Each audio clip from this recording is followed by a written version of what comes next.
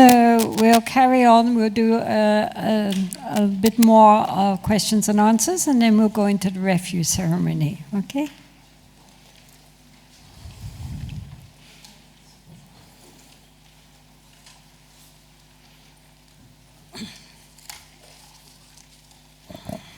No way. Sorry.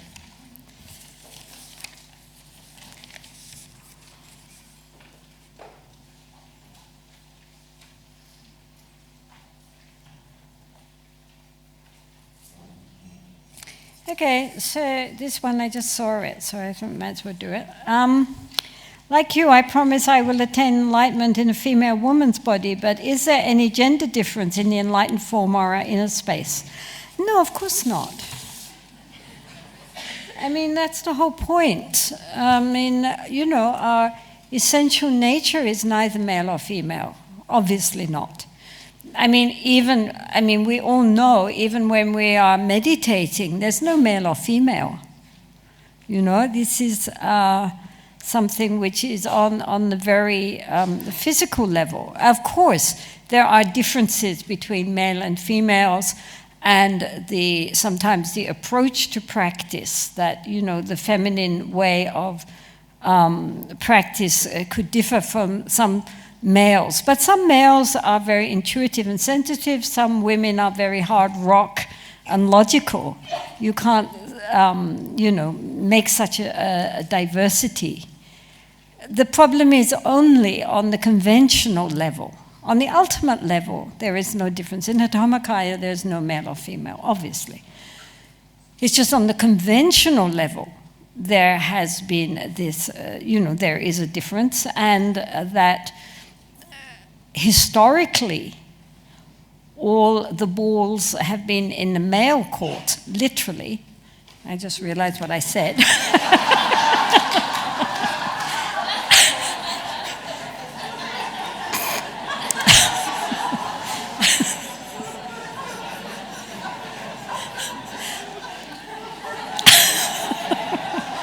Didn't mean that.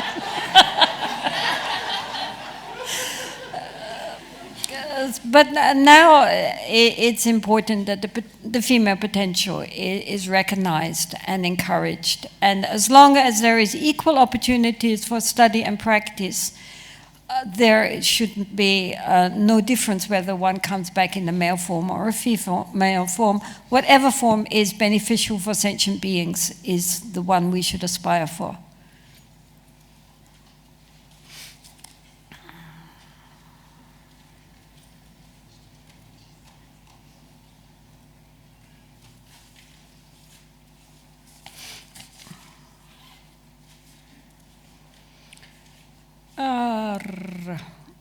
How does one guard against being treated as a doormat, which isn't right? How do you be selfless, but at the same time not treated unfairly by others? It doesn't mean because one is being patient and compassionate and loving that one is a doormat. That is a misunderstanding. One can be a bodhisattva, a being who is aspiring to enlightenment for the sake of all beings. In Tibetan, was translated as Chanchop Sempa. Chanchop is Bodhi, enlightenment or awakening. But Sempa is interesting because Sem means heart, mind, in a way spiritual or spirit. But Pa is Pa Wo, which means a hero or a warrior. So it has the idea of a spiritual warrior, someone who is heroic.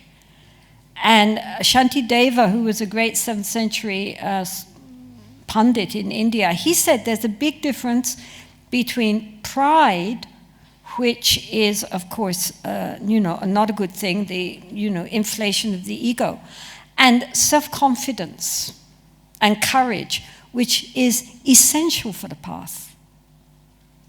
So we are not training to be wimps. We are training to be spiritual heroes. And so there's no question of being a doormat. We are creating our inner confidence, male or female.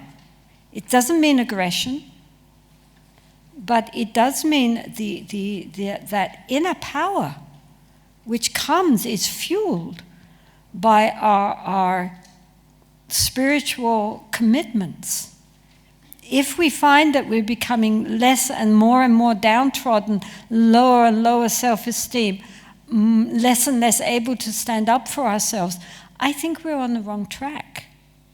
It doesn't mean that we have to be, as I say, over-assertive and aggressive and bossy, but it does mean that we should have the dignity to stand up in the face of injustice, in the face of abuse, without anger, without wish for revenge, in the face of abuse not being abusive, but with the power of compassion and patience and understanding and wisdom. That should be something which makes us very strong. Flexible, but strong. So it's not a matter of being downtrodden.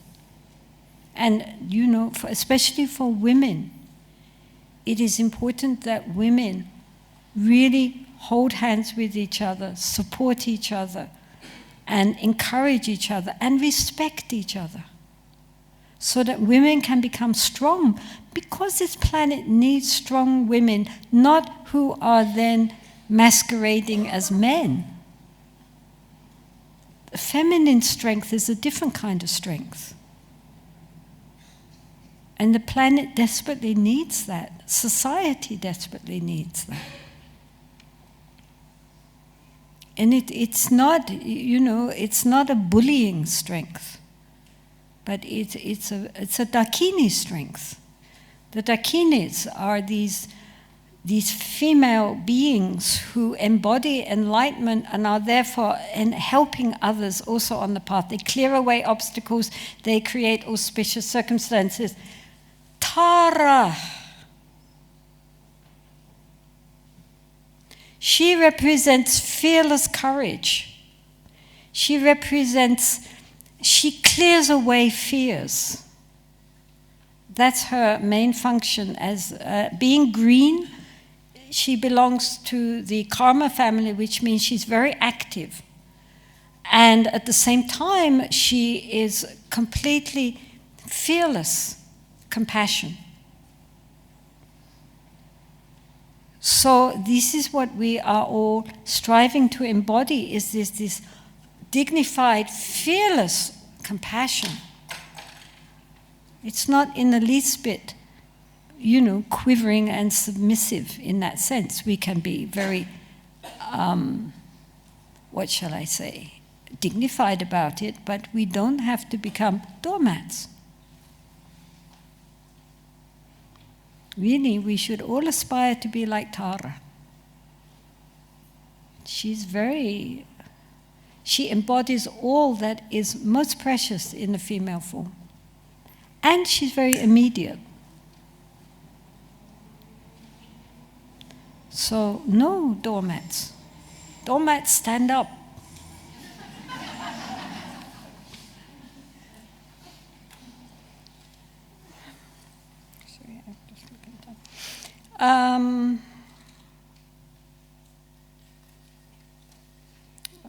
It'll take a long time. Could you suggest something?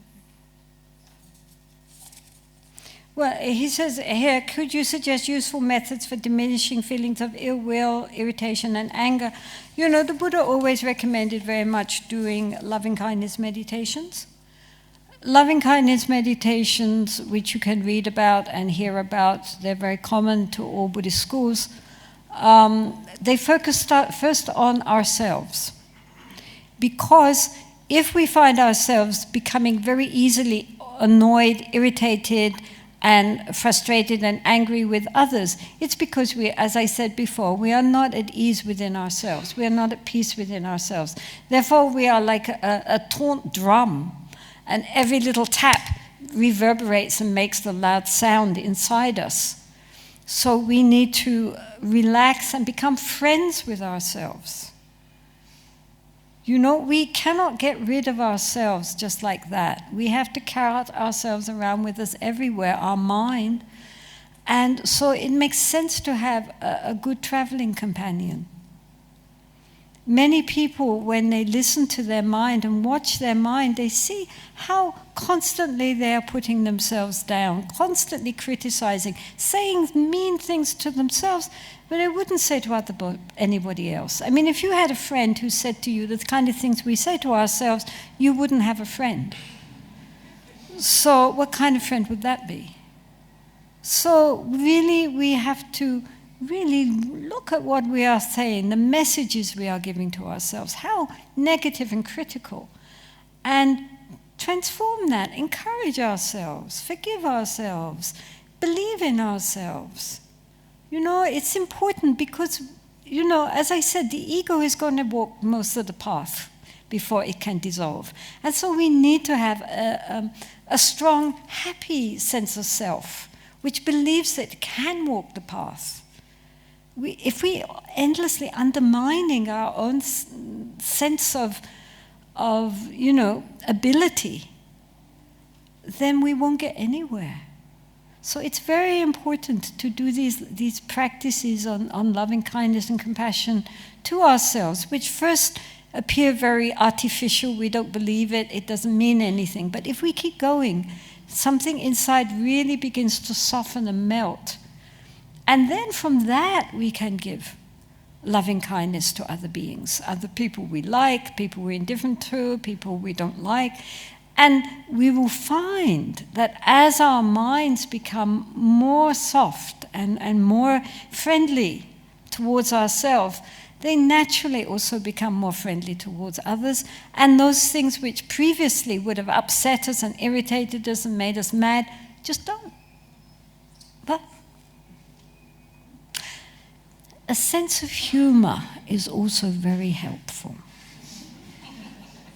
We all tend to take ourselves too seriously, and sometimes I say that a sense of humor should be the 7th paramita. You know, if we can laugh at our little foibles and our ways and how we take ourselves so seriously, especially on the spiritual path, then, you know, come on, lighten up. Isn't it? So that also. Because if we lighten up and we take things with a bit of humor about it, then it doesn't hit us so hard. You know, the ego begins to soften also.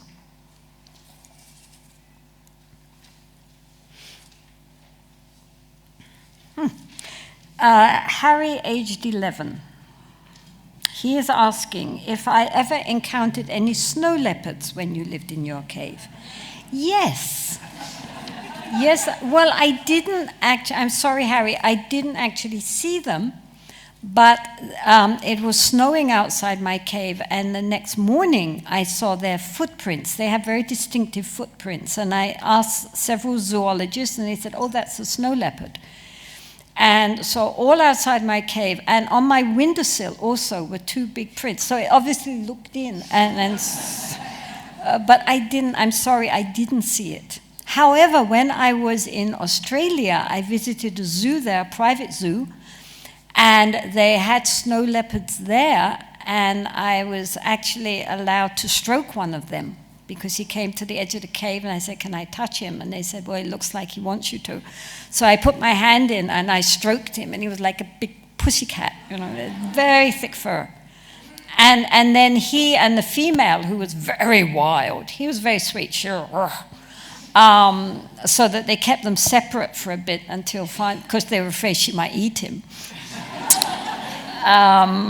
But eventually they got together. Next time I visited the zoo, and they'd had cubs, 2 cubs, and one of them they called Tenzin after me. Snow leopard story. So I think now I'll just finish this last one. If we should avoid hope as well as fear, should we also avoid optimism? Absolutely not. Hope and fear just mean that we are caught in the tension of thinking, you know, what if it will happen like this, but then it might not happen, it will be like that. So this is just the ego games of hoping everything's going to go the way the ego wants it to go, and being afraid that it won't go the way I want it to go. So when we recognize that if things go the way I want it to go, if they don't go the way they want it to go, that's just the way things are, and we can deal with that. Even if things are difficult, I've got that inner strength and techniques to deal with it. So it doesn't matter what happens, we will learn from that and take it all on the path. Then, we can drop all our endless hopes and fears. We just, whatever happens, we accept it and we will use it. But yes, we need an optimism in that we need to really believe that we can accomplish if we put enough, real dedication to it. Because we do have Buddha nature. We are not trying to get something we don't already have. We're just trying to dig down and find it. So although we think we are beggars, actually under our hovel in the ground is this whole big treasure. We're actually multimillionaires, we just don't know it. So it's not that we're trying to acquire something, we're just trying to dig down and discover it. So of course we should be optimistic. We have Buddha nature, we can find it. The teachers are still there, the Dharma still exists. We have a precious human body. We have faith in the Dharma. We have the intelligence to be able to practice. Of course we can do it. Why not? If others can do it, we can do it. Of course. Yeah. Okay, so now we are going to take refuge. For those who wish to do so, please come to the front, and those who do not wish to do so now can depart or just stay quietly in the back.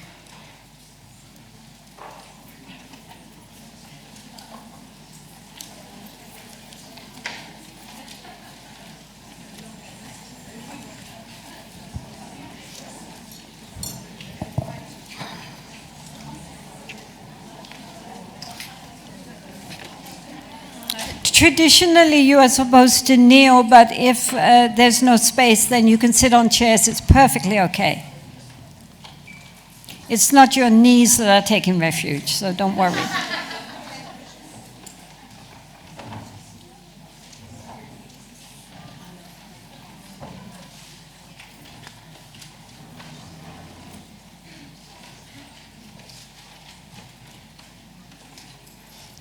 So while you're getting yourselves organized, I will explain that this is the translation from the traditional text.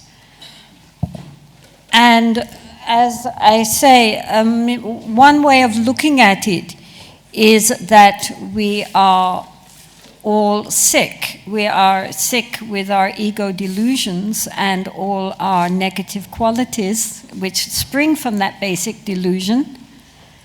And so the Buddha is like a doctor, the supreme physician, right? And so then he says, you're sick. But this is the reason why you're sick. Good news. This can be cured. You are essentially healthy. Don't worry. And this is the remedy, which is the Eightfold Path. So that's the Four Noble Truths. You know that we are sick, we have suffering. There is a reason for that. Our essential nature is not suffering. Our essential nature is totally healthy. And there is a way to regain our health again, so don't despair. And so the Dharma is the remedy, it's the medicine. And then the Sangha is the nurses who are helping us to follow our health regime. Another way of looking at it is the Buddha. When we go for refuge to the Buddha, we are going refuge, first of all, to Shakyamuni Buddha, because he started the path in this age. Also, we're going to refuge for all the Buddhas and Bodhisattvas in the universe. The universe is filled with intelligence and love and light. It's not sterile. It's filled with intelligence, enlightened intelligence which is filled with love. It's not cold intelligence. It's a very loving, warm intelligence, which is there for us if we can just invoke it. So all of these Buddhas are watching us right now and say, yeah, well done, good, excellent. And we are going for refuge to our innate Buddha nature. That's who we really are. We just have forgotten that. We don't remember who we are. But when we come back to recognizing the nature of the mind, we recognize it. That we've always known it, we just forgot. And then the Dharma stands for the teachings of the Buddha, the path, but it also stands for the way things really are if we could only see clearly. We are so deluded because of our ego obsession, that mind which revolves around I. When that fades away, then we see things in a very different way. And that is called the Dharma and the Dharmakaya, the way things really are if we only could see it clearly. And then the Sangha likewise represents, first of all, the monastic Sangha, monks and nuns, but it also represents the Mahasangha, the great Sangha, which the Buddha talked about continually, the fourfold Sangha of monks, nuns, laymen, laywomen, together. When that Sangha is strong, the Dharma will flourish, the Buddha said. It's very important that there is a fourfold Sangha. But here, what we're going for refuge to is the Arya Sangha. The Arya Sangha is the noble Sangha, and that means anyone, male, female, ordained, lay, it makes no difference at all, anyone who has had a genuine experience of the nature of reality, the nature of our mind. In Buddhism, that is always a big breakthrough. In the Theravada system, it's called entering the stream. In Zen, it's called Kensho or Satori. And in Tibetan Buddhism, it's called recognizing the nature of the mind.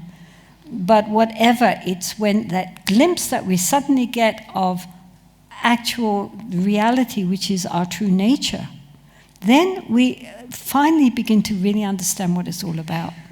And after that, it's a matter of cultivating that understanding until it becomes continuous. So anyone who has had a direct insight into the nature of reality is part of the noble Sangha, and they are the ones who will help us on the path. So I'm going to read this to you, and then give you instructions what to do. You who enter the doctrine of the Buddha are extremely fortunate. However, it is necessary that you should enter by stages into the doctrine. For example, just as one climbs a high mountain gradually, or proceeds by stages across a great ocean. As it is said in the Root Sutra, as to lay followers, novices, and monks, one cannot perform the latter ordination without first receiving the former. So first one must train in lay vows. Moreover, one must start by taking refuge. One should make one's request while thinking of the Buddha as the teacher, the Dharma as the actual refuge, and the Sangha as the companions who practice the path. Think that having received the precepts of a lay follower, I must guard them for life. So here, if you don't mind, you should try to do 3 prostrations to the Buddha, and then 3 prostrations to me. If you don't have room, just go like this, okay? And prostrate in your mind. And anybody on the webcast who wishes also to take refuge, do likewise.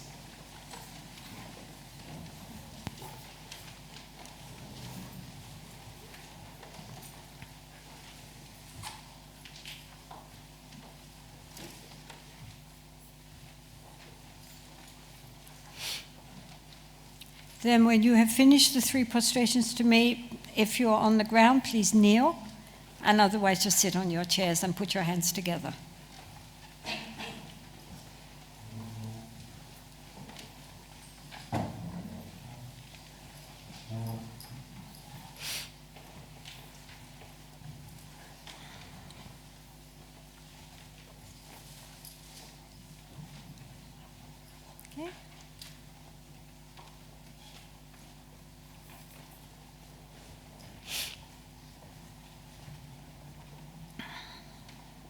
Then please repeat after me. We are going to repeat this 3 times, okay? So just say after me. Venerable One, please pay heed to me. Venerable One, please pay heed to me. I named, and say your name. From this time forward, for as long as I shall live, go for refuge to the Buddha, supreme among humankind. I go for refuge to the Dharma, supreme in desirelessness. I go for refuge to the Sangha, supreme among communities. I request the Venerable One to consider me as a lay follower for as long as I may live. And again, Venerable One, please pay heed to me. I named, from this time forward, for as long as I shall live, go for refuge to the Buddha, supreme among humankind. I go for refuge to the Dharma, supreme in desirelessness. I go for refuge to the Sangha, supreme among communities. I request the Venerable One to consider me as a lay follower for as long as I may live. On the 3rd recitation, one receives the refuge. 2 recitations have been completed. On the 3rd recitation, at the moment of saying, as a lay follower, the lay vow will be born in your mind stream. So think in that way and repeat for the 3rd time. Venerable One, please pay heed to me. Venerable One, please pay heed to me. I named, from this time forward, for as long as I shall live, go for refuge to the Buddha, supreme among humankind. I go for refuge to the Dharma, supreme in desirelessness. I go for refuge to the Sangha, supreme among communities. I request the Venerable One to consider me as a lay follower for as long as I may live. Now, I will say this is the procedure. You say it is good. Okay? This is the procedure. Okay, so now sit comfortably. Even if one obtains these vows but doesn't keep them, then no great benefit occurs. In fact, since a great fault is incurred, it is necessary to maintain the vows carefully. Having gone for refuge to the Buddha, do not pay homage to worldly gods. Having gone for refuge to the Dharma, abandon harming sentient beings. Having gone for refuge to the Sangha, do not befriend those of heretical views or associate even for a night with those of incompatible characteristics. Now, obviously, that doesn't mean that you only hang out with Buddhists and you repudiate everybody else. It doesn't mean that. But what it does mean is that we are very easily influenced by the company we keep. So therefore, it is important that we try to associate as much as possible with people who share our values. That people who, have much the same kind of attitude. It doesn't matter that they're Buddhists or not Buddhists, or even what they are or not, but that they share something of our view of what is important and what is not important in this life. Because, as I say, it's very easy, especially in this society, to be distracted from our aim. And it's also very enforcing if we have even just a few friends who share our crucial values. So that's what it's saying. This is the precept for the Sangha, for the community, that we try to associate with good friends. As to the common training, rely on holy beings, listen to the holy Dharma, practice the Dharma, and what is in accord with the Dharma. Your nature and senses should not be unruly. These are the precepts for taking refuge. So now we are going to take the 5 precepts, those that wish to. If you don't wish to, of course you don't have to. And again, the first precept is against taking life. That means taking any sentient conscious life, not just human life, but also animal life, insect life, and so forth, fish, and so forth. All beings, to themselves, their own life is most precious. No being willingly wishes to be harmed or killed. So, respecting the fact that we ourselves don't want anyone to hurt us, we therefore should not hurt others. I would say, if much possible, that it would also extend to what we eat.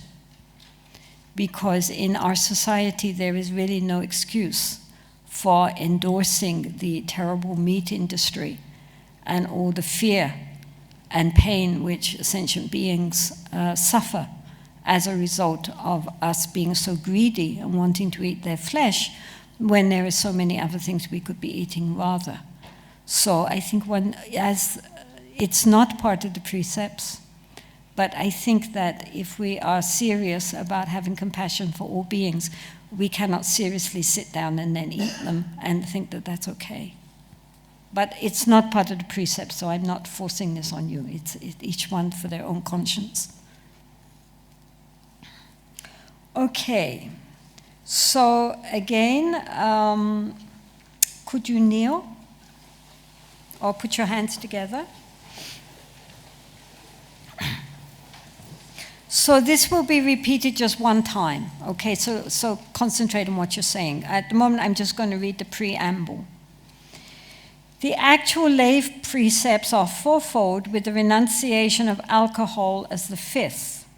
If you think that you do not know what is to be abstained from, then just as the noble arhats abstain with their body and speech from those actions which are to be shunned, and turn away from them also with their mind, likewise I will abstain with my body and speech from those 5 actions which are to be shunned, and I will turn away from them in my mind. Now the arahats are those beings who have completely realized egolessness. Having completely realized egolessness, they are no longer under the control of negative emotions such as anger and greed and jealousy, pride, and ignorance, because where there is no ego, there's not going to be any greed or anger. So they are completely perfected and have realized nirvana in this lifetime. So they are called arhats. And because they are realized beings, they naturally would never dream of harming or stealing or sexual activities, actually, or lying, or any of these. I mean, it just couldn't happen because their nature is completely egoless.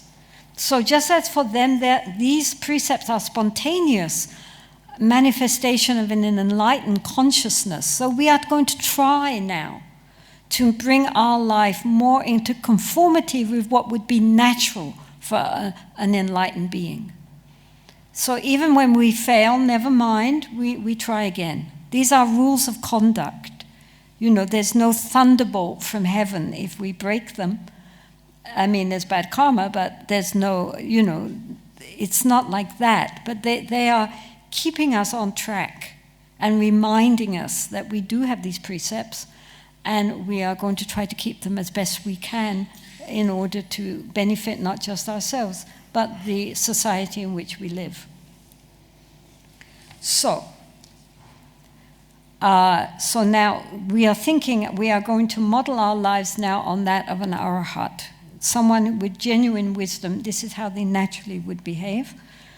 And then please repeat after me. And as I say, you only repeat this once, so concentrate. Preceptor, please pay heed to me. Preceptor, please pay heed to me. Just as the noble arhats, for the length of their lives, abstained from the taking of life, turned away from the taking of life. Likewise, I also abstain from taking life. And I will turn away from taking life. I will train myself in this first section of the precepts of those arahats. I will follow their example. I will act in accord. Moreover, just as the noble arahats, for the length of their lives, abstained from taking what is not given, did not engage in sexual misconduct, did not speak lies, and avoided intoxicating substances, which are the occasion for heedlessness. Likewise, I named, from this time forward, for as long as I may live, abstain from taking what is not given, abstain from sexual misconduct, abstain from speaking lies, and abstain from intoxicating substances, which are the occasion for heedlessness. Through these 5 precepts, I will train in accordance with the practice of the arhats. I will follow their example. I will act in accord. So again, I say this is the procedure, and you say it is good.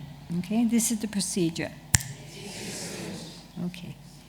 So that is taking the refuges and the precepts. And now I would ask you please to line up, and as you come forward, I will say to you, are you happy that your hair be cut? Don't panic. And you will say, I am happy, right? Don't say, yeah, man, great. I am happy, right? And then I just take a snippet, and then we will later throw it into some pure water, river or lake or something, okay?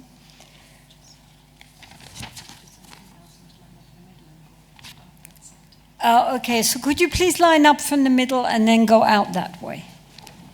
If you could please organize yourselves. One of the participants was one of the most famous hairdressers in Scotland, who had the OBE for the Queen for his services to hairdressing. And so when he came up, he said, I want this big.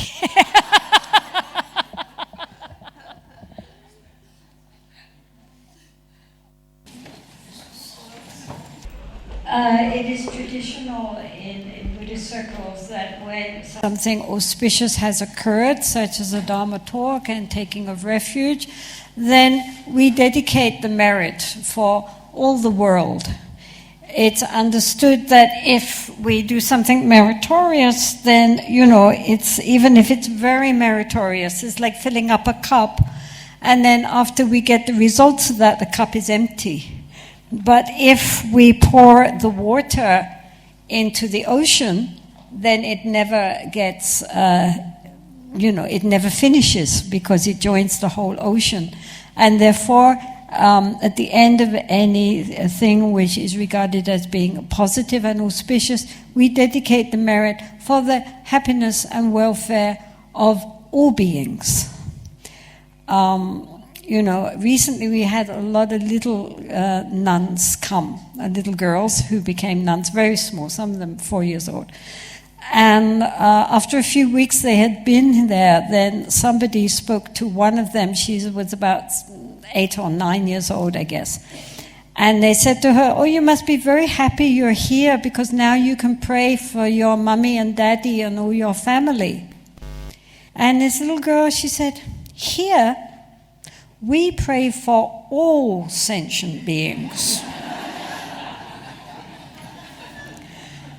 So we are here dedicating the merit to all sentient beings. But if there's anyone in particular who is in need of help right now, you can also particularly direct it towards them and all sentient beings. Okay? So nandi atanje seba nye tonye nye ba dwana bamze ne chekana je bala tu bai sepe sole duwa duwa shua jamba pa o jita jamba dankunto sambo de ande jende dira kunji jeso dalo jinge wa dira tanji ratu ngo chanjo senjo rimbo je ma je banan je jo je Chewa nyamba me bayang gone akondu pewai shu.